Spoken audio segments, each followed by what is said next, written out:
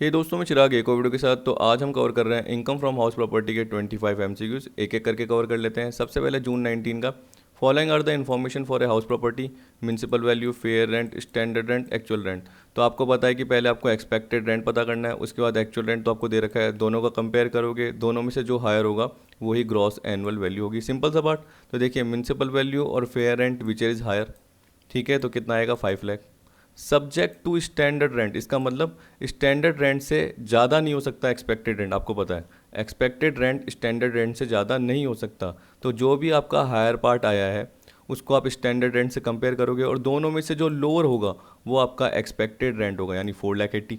ठीक है, 5 लाख और 480 विच इज़ लोअर। तो पहले हायर, फिर लोअर, एक्सपेक्टेड रेंट निकला। फिर एक्चुअल रेंट से कंपेयर करो, 480, 420 विच इज़ हायर। तो क्या निकल के आया? 480 निकल के आया। तो इसका मतलब ऐसे याद रखना है, higher, lower, higher.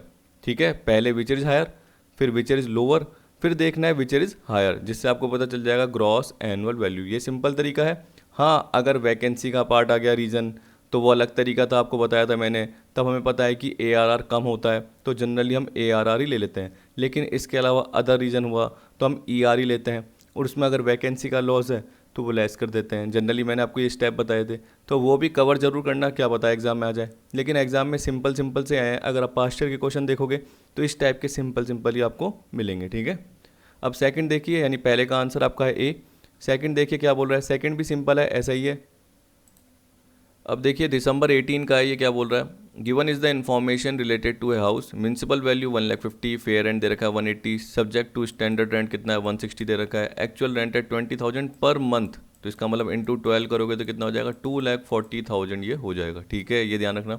Municipal tax paid by the owner is 20% of MV। देखिए, म्यूनसिपल वैल्यू का याद रखना, कोई ग्रॉस एनुअल वैल्यू का नहीं है, क्योंकि ग्रॉस एनुअल वैल्यू में से municipal tax paid by owner less करते हो तो कई जिन्हें ग्रॉस एनुअल वैल्यू का 20% निकाल लेते हैं और गलत हो जाता है। ठीक है, याद रखना, म्यूनसिपल वैल्यू का मतलब 1,50,000 का 20% है 30,000 अमाउंट। ठीक है, 30,000 अमाउंट आएगा। अनलाइज रेंट कितना है, 40,000 है। कंडीशन ऑफ रूल 4 सेटिस्फाई ये बोल रहा है, तो इसका मतलब इसको लेस कर सकते हैं किस में से, एक्चुअल रेंट में से। तो 2,40,000 में से 40,000 लेस कर दोगे तो एक्चुअल रेंट जो भी आपका आएगा वो कितना आएगा, 2,00,000 रुपीज़ आ जाएगा। What is the annual value of the house.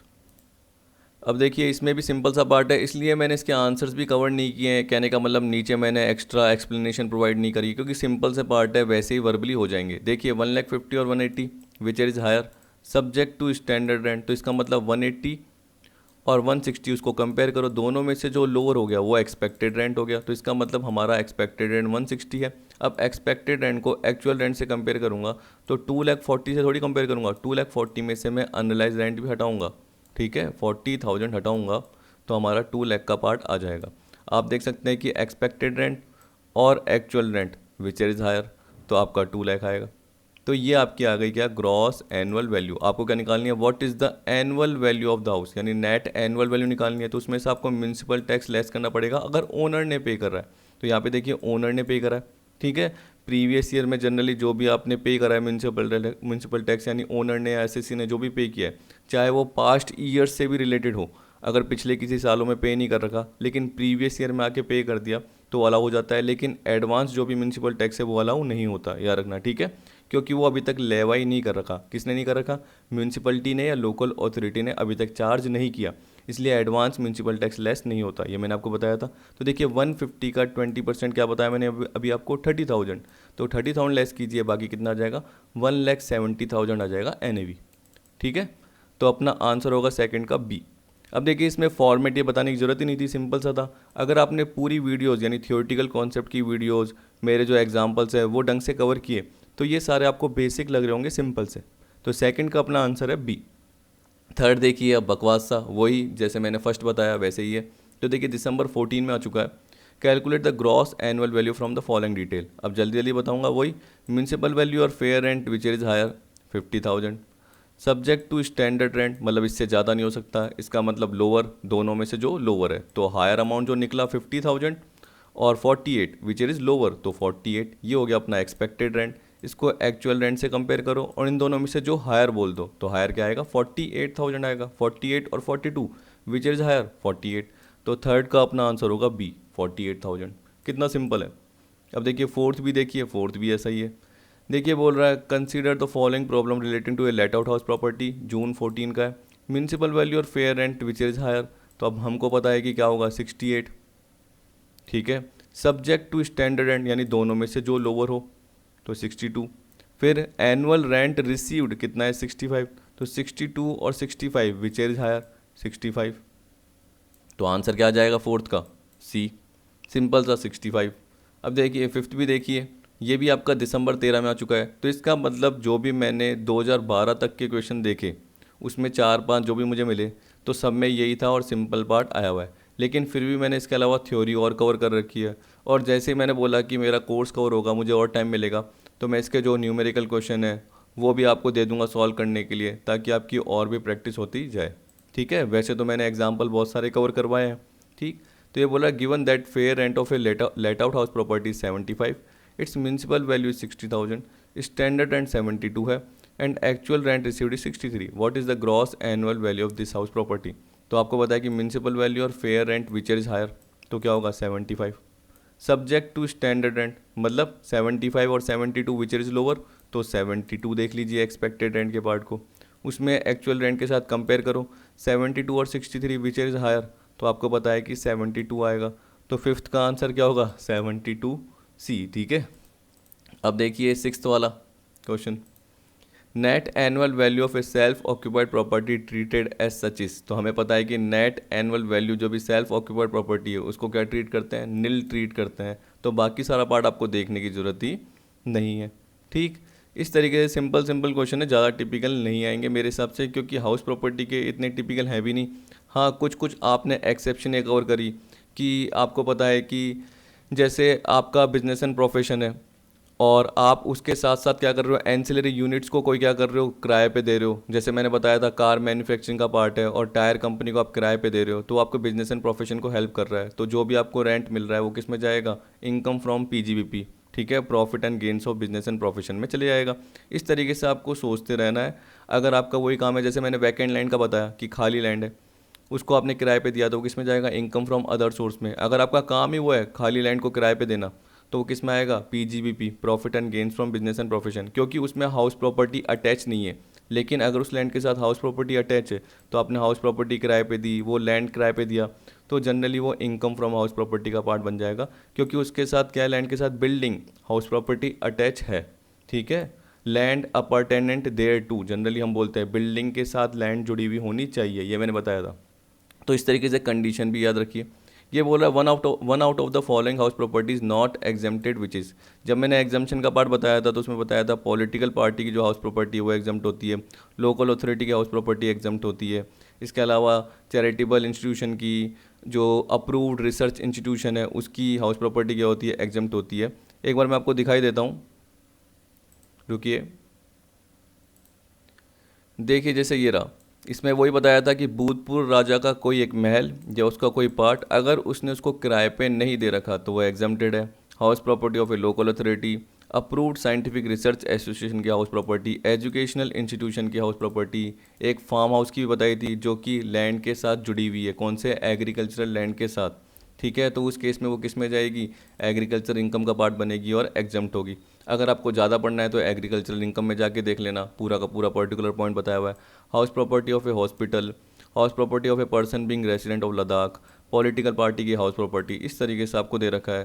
House property of a trade union, farm house जो कि मैंने अभी आपको बताया कि एग्रीकल्चर लैंड, जो कि आप बोल सकते हो कि किसके फॉर्म में काम आ रहा है, ड्वेलिंग हाउस, रहने के फॉर्म में काम आ रहा है, आउट हाउस के फॉर्म में काम आ रहा है, ठीक है, या स्टोरेज हाउस के फॉर्म में काम आ रहा है, जो कि एग्रीकल्चर लैंड से रिलेटेड है, उसके साथ जुड़ा हुआ है या उसके साथ सटा हुआ है, लगा हुआ है, कि हम बोलते हैं ना immediate vicinity of the land. तो उस केस में हम जो भी फार्म हाउस की बात कर रहे हैं वो उस एग्रीकल्चर लैंड के साथ जुड़ा हुआ है या उसके अंदर है, इसकी बात कर रहे थे हम। House property held for charitable purpose, house property use for own business और प्रोफेशन। लेकिन देखिए यहाँ पे क्या बोल रखा है, यहाँ पे दो तो ठीक है एग्जम्प्ट है, लेकिन यहाँ पे बोल रहा है कौन सा एग्जम्प्ट नहीं है।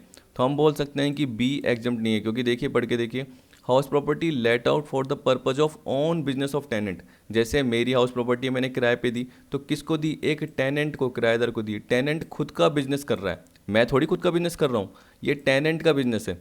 टेनेंट कोई भी बिजनेस करे उस पर, जैसे आपकी कोई हाउस प्रॉपर्टी खाली है, चाहे वो रेसिडेंशियल हो चाहे वो कमर्शियल हो, आपने टेनेंट को क्या कर दी, किराए पे दे दी, ठीक है, किराएदार को किराए पे दे दी, तो आपको जो भी रेंट मिलेगा वो इनकम फ्रॉम हाउस प्रॉपर्टी का पार्ट बनेगा, क्योंकि वो टेनेंट का खुद का बिजनेस है, टेनेंट अपने बिजनेस के लिए यूज़ कर रहा है। ठीक है, जैसे मान के चलिए कोई कमर्शियल प्रॉपर्टी है, जिस किराएदार को मैंने दी उसका सीए का ऑफिस है, ऐसे हो गया। उसकी ये मान के चलिए कि फर्नीचर की शॉप है, तो उसने मेरे क्या कर दिया, जो रेजिडेंशियल प्रॉपर्टी, सॉरी रेजिडेंशियल नहीं, कमर्शियल प्रॉपर्टी जो मेरी है एक तरीके से, क्योंकि मुझे पता है कि मेरी मार्केट में क्या है, एक बिल्डिंग बनी हुई है, मैंने उसको किराए पे दे दिया। क्यों दिया? क्योंकि सामने वाला वहाँ पे फर्नीचर स्टोर खोलना चाहता है, तो वो किराएदार खुद का बिजनेस चलाना चाहता है। मैंने जो भी उस पर रेंट लिया है वो मेरा इनकम फ्रॉम हाउस प्रॉपर्टी का पार्ट बनेगा, तो वो एग्जेम्प्ट नहीं होगा। समझ गए? तो सेवन्थ का बी पार्ट। एट देखिए, सेवन्थ का बी आंसर होगा। ठीक है, एट्थ में बोल रहा है house property located outside India is.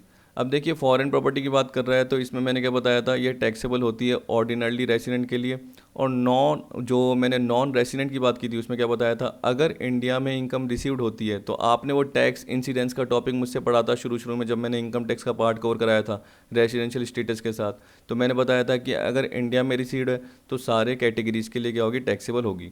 तो अब देखिए इसमें आपको नॉर्मल यही लेके चलना है कि फॉरेन प्रॉपर्टी अगर बाहर है, उससे रिलेटेड अगर आपको इनकम हो रही है, तो नॉर्मल आप ये सोचोगे taxable in hand of resident and ordinarily resident assessee, मतलब ऑर्डिनरी रेसिडेंट के लिए एक तरीके से क्या है, टैक्सेबल है। ठीक है, रेसिडेंट एंड ऑर्डिनरी रेसिडेंट के लिए टैक्सेबल है। लेकिन एक मिनट रुकिए, मैं आपको दिखा देता हूँ। ये देखिए, क्योंकि सामने रहता है तो बिल्कुल सही लगता है। If house property situated abroad then annual value of such property shall be taxable as ordinarily resident always taxable, not ordinary resident और नॉन रेसिडेंट की बात कर रहा है, तो इनकम इंडिया में रिसीव्ड होनी चाहिए, income must be received in India. तो देखिए मैं नॉर्मली, क्योंकि मुझे तो आंसर ये कहीं से मिला है, क्वेश्चन कहीं से मिला है, तो उसके हिसाब से मैं बता रहा हूँ कि इसका आंसर जनरली ये था। अगर आप चाहो तो ये मान सकते हो, लेकिन इसमें फिर आपको ये मानना पड़ेगा कि इनकम क्या है, इंडिया में रिसीव्ड हुई हो। मैं ये मान के चल रहा हूँ कि इनकम जो भी रिसीव्ड हुई है क्या हुई है, बाहर हुई है, तो वो सिर्फ ऑर्डिनरली रेसिडेंट के लिए टैक्सेबल होगी, इसलिए मैं इसमें सी पॉइंट बता रहा हूँ। अगर आपने ए पॉइंट माना है और इसमें आप क्या बोल रहे हो कि सर मैं तो इनकम इंडिया में रिसीव मान के चल रहा हूँ, तो आप ये मान सकते हो। लेकिन नॉर्मल केस में अगर एग्ज़ाम में आएगा तो हम सिंपल सोच के चलेंगे और इसी को आंसर मानेंगे। किसको? इसको मानेंगे, taxable in hands of resident and ordinarily resident assessee. ठीक, क्योंकि अगर इंडिया में रिसीव होती तो वो एक और क्राइटेरिया होगा कि अगर इंडिया में, तो नॉर्मल प्रोविजन के अकॉर्डिंग हम क्या बोलते हैं कि वो टैक्सेबल ऑर्डिनरली रेसिडेंट के लिए, लेकिन अगर इंडिया में रिसीव्ड होती तो वो नॉट ऑर्डिनरली रेसिडेंट के लिए भी हो जाता और नॉन रेसिडेंट के लिए भी टैक्सेबल हो जाता, मतलब सारे कैटेगरीज के लिए टैक्सेबल हो जाता, तब ए पॉइंट होता। लेकिन अभी हम नॉर्मल सोच रहे हैं तो हम सी पॉइंट बोलेंगे, एट्थ का सी पॉइंट। नाइन्थ में क्या बोला है, डिडक्शन अंडर सेक्शन 24A, आपको बताया कि एक 24A की है और एक 24B की है। 24A क्या कहलाता है, स्टैंडर्ड डिडक्शन, जो कि NAV का 30% होता है, और 24B क्या होता है, इंटरेस्ट ऑन लोन का, जिसमें मैंने आपको करंट ईयर का इंटरेस्ट और प्री कंस्ट्रक्शन पीरियड का इंटरेस्ट बताया था, जो कि 5 साल में इंटरेस्ट की एक तरीके से क्या मिलती है, डिडक्शन मिलती है। और करंट ईयर इंटरेस्ट में क्या होती है, एक्रूअल बेसिस पे पिछले साल की जो भी लोन पे इंटरेस्ट का पार्ट है वो डिडक्शन के फॉर्म में मिल जाता है। और प्री कंस्ट्रक्शन में तो जनरली क्या बोलता है कि जिस साल कंस्ट्रक्शन कंप्लीट हुआ उससे जस्ट पहले का ईयर एंड है, वहाँ तक का आपको लोन देखना है, उस लोन पर आपको, सॉरी यानी आउटस्टैंडिंग पार्ट देखना है, उस लोन पर इंटरेस्ट का पार्ट देखना है आपको कि जब से लोन लिया, कि जैसे मैंने बोला 1 अप्रैल 16 से लोन लिया और मेरा कंस्ट्रक्शन कंप्लीट हुआ था 30 जुलाई 19 को, तो उससे पहले ईयर आ रहा 31 मार्च, तो 1 अप्रैल 16 से 31 मार्च 19 तक का इंटरेस्ट निकालना है। फिर उसको जब कंस्ट्रक्शन कंप्लीट हुआ उस पर्टिकुलर ईयर से 5 साल की डिडक्शन आपको मिल जाएगी उस पर्टिकुलर इंटरेस्ट पे। जैसे निकल के आया इंटरेस्ट 50,000, तो 50,000 अपॉन 5 डिवाइड करोगे तो 10,000 रुपीज़ की डिडक्शन मिल जाएगी। ठीक है, सेल्फ ऑक्यूपाइड प्रॉपर्टी के केस में मैंने मैक्सिमम डिडक्शन भी बताई, एक 30,000 की थी और एक 2 लाख की थी। इस तरीके से आपको सोच के चलना है, नहीं आता तो प्रोविजन ढंग से पढ़िए। तो यहाँ पे सिंपल सा है 30% of net annual value of house property, तो बाकी को देखने की जरूरत ही नहीं है। तो 9th का अपना आंसर होगा ए। 10 देखिए, interest relating to pre construction period is allowable. अब देखिए मैंने बताया था कि कब अलाउबल होता है, जब हमारा कंस्ट्रक्शन कंप्लीट हुआ। अभी देखिए मैंने एग्जांपल बताया कि 30 जुलाई 19 को मेरा कंस्ट्रक्शन कंप्लीट हुआ, तो उससे पहले मैंने क्या बताया, इंटरेस्ट निकालना पड़ता है। इंटरेस्ट कैसे निकालते हो कि कब से लोन लिया। अगर 1 अप्रैल 16 से लोन लिया है किसके लिए, हाउस प्रॉपर्टी को बनाने के लिए, 30 जुलाई 19 को कंप्लीट हुई है, तो उससे जस्ट पहले का ईयर एंड क्या था, 31 मार्च 19 था। ठीक है, अगर आप बोलते 30 जुलाई 18 को होता तो मैं क्या बोलता, 31 मार्च 18, ना कि 19 बोलता। ठीक है, क्योंकि हम क्या बोल रहे हैं, जिस साल कंस्ट्रक्शन कंप्लीट हुआ है उससे पहले का प्रीवियस ईयर जो एंड है वो देखोगे तो आपको पता है कि 31 मार्च 19 देखोगे, 1 अप्रैल 16 को लोन लिया, तो यहाँ आप क्या बोलोगे कि आपका 16 17 17 18 18 19 मतलब 36 महीने का, 36 मंथ का या 3 ईयर का इंटरेस्ट निकलेगा जो भी आउटस्टैंडिंग लोन है उस पर, जो भी लोन का अमाउंट है तो लोन के अमाउंट पे इंटरेस्ट का पार्ट निकलेगा। अगर आप बोल रहे हो कि सर हर साल लोन पे कर रहे हैं तो जो भी आउटस्टैंडिंग बनता जा रहा है, मान के चलिए 1 अप्रैल 16 को 5 लाख का लोन लिया, लेकिन 1 अप्रैल 17 को आप क्या करते हो 1 लाख पे कर देते हो, फिर 1 अप्रैल 18 को पे कर देते हो, तो पहले 5 लाख का निकलेगा, फिर 4 लाख का निकलेगा, फिर 3 लाख का निकलेगा, इस तरीके से निकलेगा। जो भी इंटरेस्ट आया, जैसे मान के चलिए मैंने बोला कि 20,000 इंटरेस्ट निकल के आया, अब वो अलाउ कितना होगा, 5 किस्तों में अलाउ होगा। 20,000 अपॉन 5 करोगे तो इसका मतलब 4,000 रुपीज़ हर ईयर अलाउ हो जाएगा। कब से, जब से कंस्ट्रक्शन हुआ है, मतलब प्रीवियस ईयर 1920 से, क्योंकि 1920 को कंस्ट्रक्शन कंप्लीट हुआ है। अगर आपका 17-18 में कंस्ट्रक्शन कंप्लीट होता तो 17-18 से होता, अगर आपका 15-16 में कंस्ट्रक्शन कंप्लीट होता तो तब होता। इस तरीके से आपको सोच के चलना है। अभी हमारा जो एग्जाम्पल है उसमें 1920 में कंप्लीट हुआ है, तो हम क्या बोलेंगे 1920, 2021, 21, 22, 22, 23, 23, 24, इस तरीके से 5 साल में जनरली क्या आपको ये डिडक्शन मिल जाएगी। तो 4,000 मिलेगी प्रीवियस ईयर में। इसके अलावा जो भी करंट ईयर का इंटरेस्ट है उसकी तो मिलेगी ही मिलेगी, ठीक है। तो आप देखिए कि यहाँ पे हम क्या बोलेंगे, in 5 equal installment from the year in which it was incurred. नहीं, ये गलत है। हम क्या बोलेंगे, जिस साल कंस्ट्रक्शन कंप्लीट हुआ है उसकी 5 इक्वल इंस्टॉलमेंट में मिल जाएगा, ठीक है, उस साल से। तो ये भी गलत है। In the year in which it was incurred, ये भी गलत है। In the year in which house property was constructed, अब देखिए ये तो हमें पता है, लेकिन इसमें साथ में आपको 5 इक्वल, क्योंकि बोला in the year in which house property was constructed बनाई गई थी, लेकिन आपको इसमें 5 इक्वल इंस्टॉलमेंट भी बोलनी थी कि in 5 equal installment from the year in which house property was constructed. ये बिल्कुल सही रहता अगर ऐसे लिखा होता, in 5 equal installment from the year in which house property was constructed, ऐसे होता तो सही रहता, ठीक है। एक बार से आप देख लीजिए, ऐसे होगा। देखिए, pre commencement interest is allowed as deduction in 5 successive previous year starting from previous year of completion of construction, ठीक है। इन 5 सक्सेसिव आने वाले प्रीवियस ईयर में starting from previous year of completion of construction, जिस साल construction complete हुआ है वहाँ से, तो जैसे मैंने बताया 19-20 में कंस्ट्रक्शन कंप्लीट हुआ तो वहाँ से चालू होगा कब तक, 23-24 तक, 19-20, 20-21, 21-22, 22-23, 23-24, इन 5 साल में आपको मिल जाएगी डिडक्शन, ठीक। तो चलिए ये वाला तो क्या हो गया, नन ऑफ द अबव हो जाएगा 10th का। ढंग से बड़ा कीजिए, आपको आराम से समझ आएगा। तो 10th का क्या होगा, डी। फिर देखिए 11, following assessees can considered a house property as self occupied, ये भी मैंने आपको बताया था। तो यहाँ पे आपका जो आंसर आएगा उसमें क्या आएगा, इंडिविजुअल एंड एचयूएफ, और कोई भी सेल्फ ऑक्यूपाइड के फॉर्म में नहीं मान सकते हैं। चलिए मैं आपको दिखा भी देता हूँ एक बार, थोड़ा सा आपका शक भी दूर हो जाएगा। देखिए रहा, सेल्फ ऑक्यूपाइड प्रॉपर्टी है, इसकी पीडीएफ नंबर अपनी 2 थी, यानी पार्ट 14 और इसका सेकंड पॉइंट था, सेकंड पीडीएफ थी ये एक तरीके से हाउस प्रॉपर्टी की। देखिए सेल्फ ऑक्यूपाइड प्रॉपर्टी अमेंडेड क्यों बताया था, क्योंकि आपको मैंने बताया था कि पहले एक ही सेल्फ ऑक्यूपाइड प्रॉपर्टी की एनएवी नील बोल सकते थे, लेकिन अब आप 2 सेल्फ ऑक्यूपाइड प्रॉपर्टी की एनएवी नील मान सकते हो। जैसे 3 सेल्फ ऑक्यूपाइड है तो उसमें से 2 की नील हो जाएगी और एक deem to be let out हो जाएगी, ये बताया था। फिर देखिए टैक्स पॉइंट बताया था, फिर इसके बाद नोट में ये यहाँ पे बताया था available to benefit under section 23(2)A। देखिए आपको पता है कि ए का मतलब क्या है, सेल्फ ऑक्यूपाइड प्रॉपर्टी, और बी अगर पॉइंट आता है तो वो क्या होता है, अनऑक्यूपाइड प्रॉपर्टी। ध्यान है ना आपको, तो बोला can be claimed by an individual and HUF, the benefit is not available to other assessees like company, firm etcetera. तो इनको बेनिफिट अवेलेबल ये नहीं है, एनएवी को नील ये नहीं मान सकते हैं एक तरीके से, ये बोलिए। तो यहाँ पे देखिए following assessees can considered a house property as self occupied, तो individual and HUF. All assessee आएगा नहीं, all assessee other than company ऐसे नहीं आएगा, क्योंकि अदर देन कंपनी होगा तो उसमें फॉर्म भी आ जाएगी, उसमें एक तरीके से एओपी भी आ जाएगी, बीओआई भी आ जाएगा। तो all assessee other than company का मतलब क्या है, एओपी बीओआई फॉर्म इनको भी अलाउ नहीं है, सीधी सी बात है, तो ये भी गलत हो जाएगा। All assessees other than firm, तो इसका मतलब क्या हुआ, कंपनी के लिए कोई सेल्फ ऑक्यूपाइड है क्या, एओपी के लिए कोई सेल्फ ऑक्यूपाइड है क्या, नहीं, तो ये भी गलत हो जाएगा कि फर्म के अलावा बाकी सारे असेसीज के लिए सेल्फ ऑक्यूपाइड है, तो वो गलत हो जाएगा, सिर्फ इंडिविजुअल और एचयूएफ के लिए। तो 11th का ए। 12 देखिए, for the purpose of claiming higher deduction under section 24B। अब देखिए आपको पता है under section 24B interest on loan की डिडक्शन, तो आपको पता है कि हायर डिडक्शन जो मिलती है वो सेल्फ ऑक्यूपाइड प्रॉपर्टी के केस में 2 लाख की मिलती है। उस केस में आपका जो लोन है वो कब होना चाहिए, 1 अप्रैल 1999 या उसके बाद का होना चाहिए। तो बोला while computing income of a self occupied property assessee is required to take loan on or before 1 April 1999, गलत। आपको पता है कि लोन ऑन और आफ्टर 1 अप्रैल 1999, तो मैक्सिमम जो डिडक्शन मिलेगी वो कितनी मिलेगी, 2 लाख की मिलेगी। हाँ, अगर रिपेयर का केस याद रखना, किसका, रिपेयर का, तो रिपेयर ऑफ हाउस प्रॉपर्टी की अगर क्वेश्चन में लाइन बोल देता तो तब तो आपकी 30,000 की मिलती, क्योंकि चाहे लोन 1 अप्रैल 1999 के पहले का हो, चाहे 1 अप्रैल 1999 को या उसके बाद का हो, अगर हाउस प्रॉपर्टी के रिपेयर, रिकन्स्ट्रक्शन, रिनोवेशन की बात करता है तो उस केस में 30,000 की ही मिलती है। लेकिन अगर कंस्ट्रक्शन की, एक्वायर की, उससे रिलेटेड लोन की बात कर रहा है, ठीक है, आपने हाउस प्रॉपर्टी को कंस्ट्रक्ट करा यानी बनवाया तो उसके लिए लोन लिया, उसके लिए अमाउंट की ज़रूरत थी, आपने ख़रीदा तो उसके लिए आपने लोन लिया, तो उस केस में अगर ऑन और आफ्टर 1 अप्रैल 1999 है तो 2 लाख की हायर डिडक्शन मिल जाएगी। तो हम यही सोच के चल रहे हैं हायर डिडक्शन, तो 12th का अपना बी आएगा, ठीक है।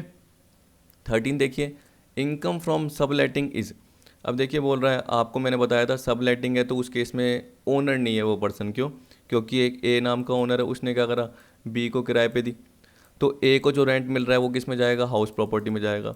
अब बी ने क्या करा, किसी सी नाम के पर्सन को रेंट पे दे दी, तो बी ओनर नहीं है, बी ने क्या कर दिया, सब लेट कर दिया। अब बी को जो भी इनकम मिल रही है वो किस में जाएगी, इनकम फ्रॉम अदर सोर्स में जाएगी। 13 का बी, अगर बी का काम ही ये है कि लोगों से किराए पे लेके दूसरों को किराए पे देना, क्योंकि वो ओनर के साथ वैसे ही कॉन्ट्रैक्ट में चले जाता है और बोलता है कि मैं भी क्या करूँगा, सब लेट करूँगा, आप मुझे परमिशन देंगे। अब बी को परमिशन मिल जाती है तो बी यही काम करने लग जाता है, मान के चलिए, तो वो बी के बिजनेस एंड प्रोफेशन में जाता है, क्योंकि बी का काम ही होता।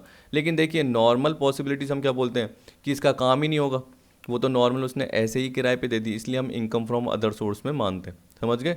तो 13 का आपका क्या आएगा, बी, क्योंकि बी ओनर नहीं है, ठीक है। तो taxable under the head income from other source. 14 देखिए, deduction under section 24A is not available when, अब देखिए 24A की डिडक्शन कब अवेलेबल नहीं होगी, मैंने आपको बताया था अगर NAV 0 हो, ठीक है। और आपको पता है कि अगर NAV नेगेटिव भी होती है, आप बोलोगे सर कैसे निकल के आती है, देखिए अगर आपकी GAV निकल के आ रही है, देखिए NAV नील तो कब होती है, जब सेल्फ ऑक्यूपाइड प्रॉपर्टी है, तो उस केस में आपको पता है कि जो स्टैंडर्ड डिडक्शन है, डिडक्शन अंडर सेक्शन 24A का मतलब क्या होता है, स्टैंडर्ड डिडक्शन, जो कि NAV का 30% होती है, तो जीरो का 30% निकलेगा ही नहीं, तो इसलिए आप स्टैंडर्ड डिडक्शन आपको अलाउ नहीं होगी। एक तो इस केस में अगर आपकी GAV है, मान लो लेट आउट प्रॉपर्टी है और 1 लाख की GAV निकली, अब आपका जो म्यूनसिपल टैक्स जो आप लेस कर रहे हो, तो मान के चलिए वो 1,20,000 आ गया, कैसे, पिछले साल का 40,000 बना और उससे पहले के सालों का ड्यू था जो आपने पिछले साल पे किया, तो टोटल मिला के वो 1,20,000 बना, तो 1 लाख में से 1,20,000 गए तो कितना नेगेटिव आ गया, NAV 20,000 की नेगेटिव NAV आ गई। अब उस पर थोड़ी स्टैंडर्ड डिडक्शन मिलेगी, तो जीरो पे भी नहीं मिलती और नेगेटिव पे भी नहीं मिलती, तो अगर आपने ये किया है तो गलत है।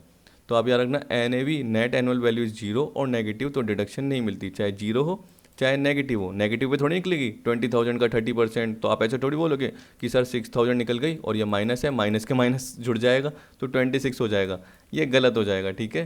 तो जीरो पे भी नहीं मिलती और नेगेटिव पे भी नहीं मिलती, तो 14 का सी, ठीक है।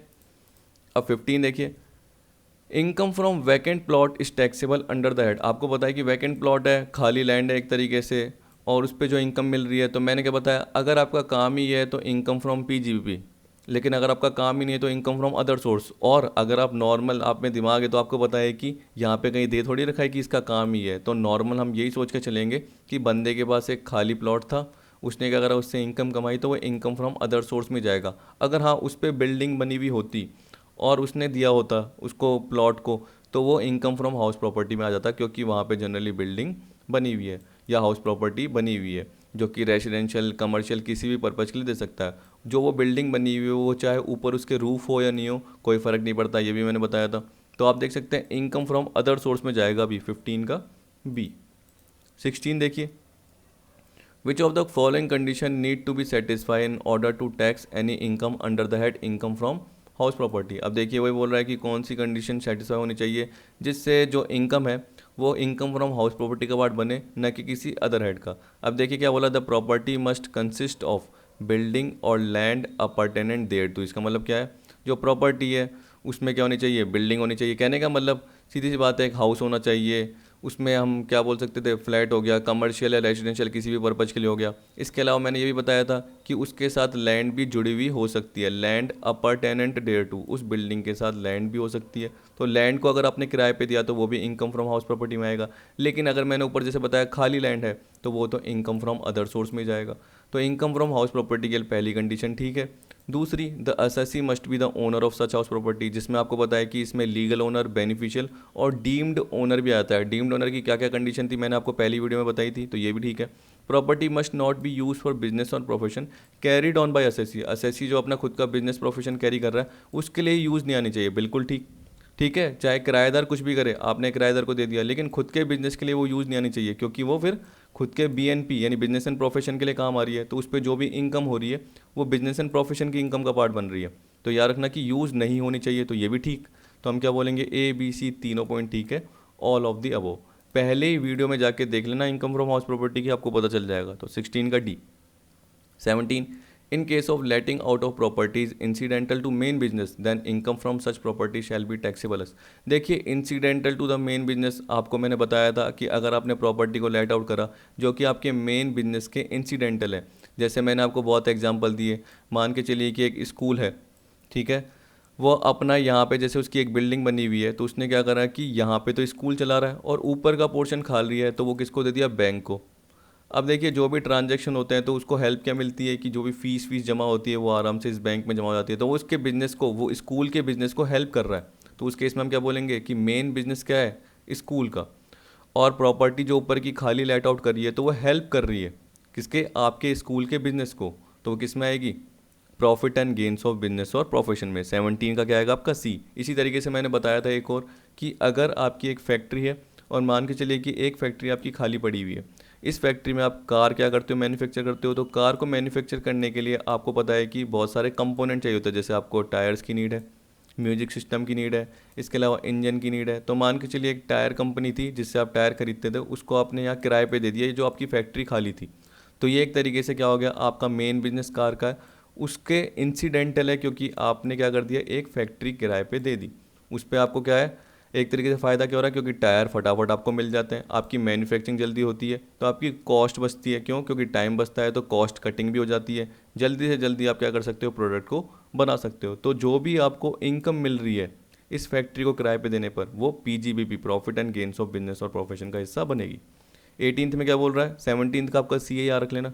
18th में क्या बोल रहा है, annual value of property of A social club. देखिए, क्लब से रिलेटेड मैंने बताया था डॉक्ट्रिन ऑफ म्यूचुअलिटी, आपको मैंने बताया था कि क्लब जो भी इनकम कमा रहा है वो किसके लिए कर रहा है, अपने मेंबर के लिए खर्च कर रहा है, जो भी सरप्लस है वो भी अपने मेंबर के लिए, तो उसकी इनकम क्या होगी, एग्जम्प्ट होगी। तो 18th का आपका क्या होगा, सी, एग्जम्प्ट फ्रॉम टैक्स। अगर आपको देखना है तो डॉक्ट्रिन ऑफ म्यूचुअलिटी देख लेना, जो कि मैंने सेकंड वीडियो में, इसकी सेकंड वीडियो में आपको बताया था। पहली पीडीएफ का पार्ट ये इनकम फ्रॉम हाउस प्रॉपर्टी की, लेकिन वीडियो क्या थी उसकी सेकंड थी। 19 देखिए, इसमें क्या बोल रहा है, the assessee who was deriving income from house property realise a sum of ₹52,000 on account of display of advertisement hoarding of various concerns on the roof of the building, the same will be taxable under. देखिए, ये बोल रहा है कि एक particular यानी building बनी हुई है, उस पर जनरली बोल रहा है कि जो बिल्डिंग की छत है ना, उस पर वो एडवर्टाइजमेंट होर्डिंग लगवा रहा है, दूसरों की एक तरीके से डिस्प्ले करवा रहा है। तो वहाँ पे ऐड एक तरीके से चल रही है, मान के चलो कोई सा भी होर्डिंग हो गया, ग्लो साइन बोर्ड हो गया, सिंपल बोर्ड हो गया, तो वो सामने वाली जो भी कंपनी है वो उसकी छत पे क्या कर रही है, बोर्ड लगा रही है और उसको क्या दे रही है, पेमेंट दे रही है।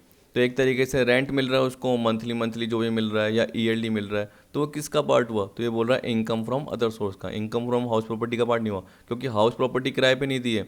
हाउस प्रॉपर्टी तो आप खुद के पर्पज़ के लिए यूज़ कर रहे हो, आपने बस बाहर का हिस्सा क्या कर दिया, एक तरीके से बोर्ड के फॉर्म में, एडवर्टाइजमेंट होर्डिंग के फॉर्म में लगवाने के लिए दे दिया। तो जो कंपनी आपको क्या कर रही है, इसका किराया दे रही है, वो आपकी इनकम फ्रॉम अदर सोर्स का पार्ट बनेगा, ना कि इनकम फ्रॉम हाउस प्रॉपर्टी का, क्योंकि इससे रिलेटेड केस भी हो चुके हैं और केस में जनरली ये डिसीजन दिया गया है। ठीक है, तो 19 का भी इनकम फ्रॉम अदर सोर्सेज में जाएगा। फिर 20 में क्या बोल रहा है, expected rent is equal to, अब देखिए ये तो मैंने बताया हुआ है, ये रहा D, higher of fair rent और municipal valuation subject to the maximum of standard rent. इसका मतलब क्या है कि जो आपका जो हायर अमाउंट निकलेगा वो स्टैंडर्ड रेंट से ज़्यादा नहीं हो सकता। ऊपर मैंने 5 क्वेश्चन बताया, उसमें जनरली आपको बताया, तो आपने देखा होगा कि जब भी आपका स्टैंडर्ड रेंट लोअर आ रहा था तो आप वही ले रहे थे। क्यों? क्योंकि हायर जो भी अमाउंट है वो स्टैंडर्ड रेंट से ज़्यादा नहीं हो सकता। मान लो हायर 50,000 निकला और स्टैंडर्ड रेंट कितना है आपका 40, तो 50 और 40 विच इज़ लोअर, तो आप 40 ले रहे थे। अगर आपका निकला 55, स्टैंडर्ड रेंट 55 है तो 50 और 55 विच इज़ लोअर 50। ठीक है, तो स्टैंडर्ड रेंट से ज़्यादा नहीं हो सकता, तो हम क्या बोल सकते हैं कि विच इज़ लोअर पार्ट लेना है, इसलिए 20 का आपका डी है। 21, विच of the following amount is not allowed for deduction from income from house property. देखिए इसमें बोल रहा है कि कौन सा अमाउंट अलाउड नहीं है डिडक्शन के फॉर्म में इनकम फ्रॉम हाउस प्रॉपर्टी के केस में। तो ये इंटरेस्ट ऑन लोन से रिलेटेड आपको आंसर्स दे रखे हैं। तो देखिए बोला interest on loan borrowed for construction of house property allow हो जाएगा, लेकिन वो कंडीशन सारी है वो देखनी पड़ेगी। Interest on fresh loan taken to repay original loan, original loan को पे करने के लिए आपने एक और नया लोन लिया, उसका जो इंटरेस्ट है वो भी अलाउ हो जाएगा। लेकिन जो आउटस्टैंडिंग इंटरेस्ट है उसके लिए अगर आपने लोन ले रखा है, आउटस्टैंडिंग इंटरेस्ट को पे करने के लिए अगर आपने लोन ले रखा है और उस पे इंटरेस्ट का पार्ट बन रहा है तो वो अलाउ नहीं होता। तो अपना आंसर क्या होगा? सी, क्योंकि बोल रहा है which of the following amount is not allowed, तो सी होगा, सीधी सी बात है। Interest on unpaid purchase price, देखिए जैसे वो आप क्या करते हो इंस्टॉलमेंट बेसिस पे खरीद लेते हो ना कोई भी चीज़, हायर परचेज के बेसिस पे, तो आपको पता है कि अगर आपने पे नहीं करा, कह रहा है ना interest on unpaid purchase price, तो जो भी परचेज प्राइस है उसका आपने अमाउंट पे नहीं कर रखा या आप क्या कर रहे हो इंस्टॉलमेंट में पे कर रहे हो, तो उसका जो भी इंटरेस्ट है वो भी डिडक्शन के फॉर्म में अलाउ हो सकता है। सेलर एक तरीके से लोन देने वाला बन जाएगा और परचेजर क्या लोन लेने वाला बन जाएगा, क्योंकि उसने क्या कर रखा है जो भी टीवी, जो भी कोई टीवी में बोल रहा हूँ मैं, टीवी क्यों बोल रहा हूँ मैं, हाउस प्रॉपर्टी बोलूँगा ना, जो भी हाउस प्रॉपर्टी ले रखी है वो इंस्टॉलमेंट बेसिस पे ले रखी है। जो भी अमाउंट पे करेगा वो किसके बेसिस पे करेगा? इंस्टॉलमेंट बेसिस पे। तो सामने वाला जो हाउस प्रॉपर्टी देने वाला हो गया वो एक तरीके से क्या हो गया? सेलर हो गया। तो वो सेलर क्या है? लोन देने वाला बन गया। आप यही तो सोचिए कि अगर आप क्या करते हो 50,000 पर मंथ की इंस्टॉलमेंट बांध देते हो कि आप 50,000 पर मंथ की इंस्टॉलमेंट दोगे और हाउस प्रॉपर्टी क्या होगी 4 साल 8 साल 10 साल बाद आपकी हो जाएगी, तो उस पर आपको इंटरेस्ट भी देना पड़ रहा है। तो interest on unpaid purchase price भी डिडक्शन के फॉर्म में अलाउ हो जाएगा और उस हाउस प्रॉपर्टी में जो भी आपको इनकम मिल रही है तो उसकी एनएवी निकल के आएगी और एनएवी में से आपको डिडक्शन मिल जाएगी, एक तो स्टैंडर्ड डिडक्शन और एक इस इंटरेस्ट की डिडक्शन भी मिल जाएगी। ये याद रख लेना। तो 21 का सी है जिसकी डिडक्शन नहीं मिलती, तो अपना आंसर होगा सी। 22, maximum limit of deduction under section 24B, वही इंटरेस्ट ऑन लोन की बात कर रहा है, for interest on borrowed capital on और after 1 April 1999 for repair of house property used for self occupation. देखिए याद रखना सेल्फ ऑक्यूपेशन भी यूज़ कर रहे हैं पहली चीज़, और जब भी इंटरेस्ट ऑन बोरोड कैपिटल यानी इंटरेस्ट ऑन लोन की बात करता है तो अगर लोन 1 अप्रैल 1999 के पहले या उसके बाद लिया है या उस दिन लिया है तो आपकी जो मैक्सिमम डिडक्शन है वो 30,000 ही मिलेगी हाउस प्रॉपर्टी के रिपेयर के केस में। आपको ये मैंने बताया था, याद रखना। तो 22 का क्या आएगा? आपका ए आएगा। नहीं पता तो एक बार प्रोविजन ढंग से देखिए, मैंने तो इसके क्वेश्चन भी कवर कराया, तभी मैं आपको वहाँ पे लेके ही नहीं जा रहा क्योंकि मैंने ये पूरा ढंग से पढ़ा दिया था। 23, maximum limit of deduction under section 24B for interest on borrowed capital on और आफ्टर 1 अप्रैल 1999 फॉर एक्विजिशन और construction of such house property. अगर 1 अप्रैल 1999 को या उसके बाद है तो उस केस में हम क्या बोलेंगे? मैक्सिमम जो डिडक्शन है वो 2 लाख की होगी। 23 का बी, ये भी याद रख लेना। आप बोलोगे सर अगर उससे पहले होती इस एक्विजिशन और कंस्ट्रक्शन से रिलेटेड तो 30,000 ही होती। देखिए ये रहा the maximum limit of deduction under section 24B for interest on borrowed capital before 1 April 1999 for construction of house property use for self occupation is. तो इस केस में कितनी मिलेगी आपको? 30,000 की मिलेगी। तो ऑन और आफ्टर है और एक्विजिशन कंस्ट्रक्शन की बात कर रहे हैं तो 2 लाख, और ऑन और आफ्टर बिफोर है और कंस्ट्रक्शन की बात कर रहा है, एक्विजिशन की बात कर रहा है, इस बार बिफोर है, तो इस केस में 30,000 की ही मिलेगी। ठीक, तो ये जरूर आपको याद रखना है। अब देखिए 1 मिनट रुकिए, इसको सही कर दूं। लास्ट है यानी 24 का अपना जो होगा वो ए आंसर होगा, 30,000 होगा क्योंकि वो बिफोर की बात कर रहा है। अब ये बिल्कुल लास्ट है, देखिए क्या बोल रहा है? The maximum limit of deduction under section 24B for interest on borrowed capital on और after 1 April 1999 for construction of house property used for self occupation shall be ₹2 lakh अगर house is completed within 5 year from the end of previous year in which loan is taken. बिल्कुल ठीक, यही वाला आएगा क्योंकि मैंने आपको बताया था जिस साल लोन लिया है उसके अगले 5 साल के अंदर हाउस कंप्लीट हो जाना चाहिए, तब जाके ही आपको 2 लाख की डिडक्शन मिलेगी। अगर आपने लोन लिया और उसके 6 साल में हाउस कंप्लीट हो रहा है तो मैक्सिमम डिडक्शन 2 लाख की जगह 30,000 हो जाएगी। ठीक है, तो ये ऑप्शन देखने की जरूरत नहीं है। अगर कोई ये वाला बताता है कि house is completed within 5 year from the date when the loan is taken, तो इसका मतलब क्या? अगर आपने 1/5 17 को लोन ले रखा है, तो इसका मतलब क्या है कि 17-18 भी आप कैलकुलेट कर रहे हो तो ये गलत हो गया। अगर आपने 1/5/17 को लोन ले रखा है तो जैसे ही उस लोन का जो ईयर है वो आप एंड देखोगे, यानी 31 मार्च 18, क्योंकि 1/5/17 को लोन ले रखा है तो उसके अगले 5 साल की बात कर रहा है, तो 17-18 नहीं, 18-19 से कैलकुलेट होगा। 18-19, 19-20, 20-21, 21-22 और 22-23 ऐसे कैलकुलेट होगा, न कि 17-18 से कैलकुलेट होगा, वो गलत हो जाएगा। इसलिए 25 को आपका क्या आएगा, a, the house is completed within 5 year from the end of previous year in which loan is taken. ठीक है, तो उसके अगले 5 साल में कंप्लीट हो जाना चाहिए, तब मैक्सिमम डिडक्शन 2 लाख मिलेगी। अगर नहीं होता तो मैक्सिमम डिडक्शन सिर्फ 30,000 की ही मिलेगी, ये जरूर याद रख लेना। ठीक है, तो आई होप आपको ये सारे क्वेश्चन समझ में आए होंगे। वीडियो देखने के लिए थैंक यू।